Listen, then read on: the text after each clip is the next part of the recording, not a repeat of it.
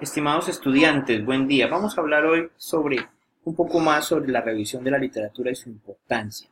En toda área, en las áreas en las que ustedes van a hacer su proyecto, hay unos trabajos fundamentales que hay que identificar a través de búsquedas bibliográficas en bases de datos.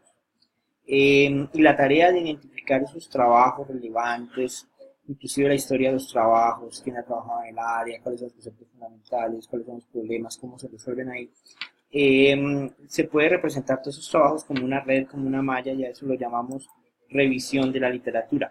La idea es que ustedes ubiquen unos trabajos claves, 3, 4, 5 trabajos claves y conecten sus ideas a esos trabajos claves para definir la revisión de la literatura. Es muy importante entonces, definir claramente qué es lo que están buscando, cómo van a hacer la búsqueda de la información, deben darle al lector todos los pasos que describan cómo fue que ustedes hicieron la búsqueda.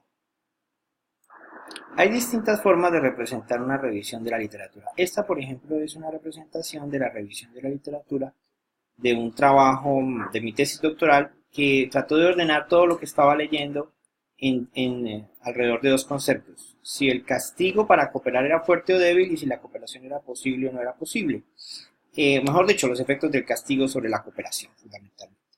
Y esto permite ubicar, aquí hay algo más de 15, 18 trabajos, permite ubicar no solamente lo que se ha trabajado en estos distintos conceptos, sino permite ubicar dónde es que nosotros vamos a trabajar, qué es lo que vamos a hacer. Esa es una manera de ordenar la literatura.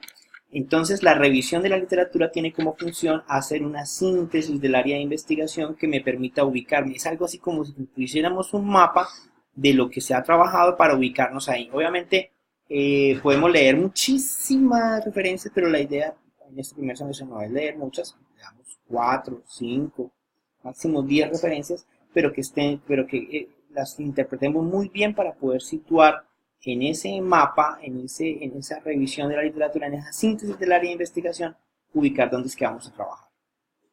Esta es otra manera de ordenar las revisiones, es a través de un mapa conceptual, de una taxonomía, de un ordenamiento.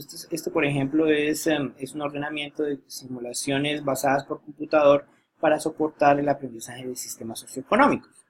Y fíjense que aquí se definen unas características y se ordenan los distintos software disponibles. Esto ustedes lo pudieran hacer para clasificar, ordenar distintos tipos de aplicaciones, tecnologías alrededor del área en la que van a trabajar.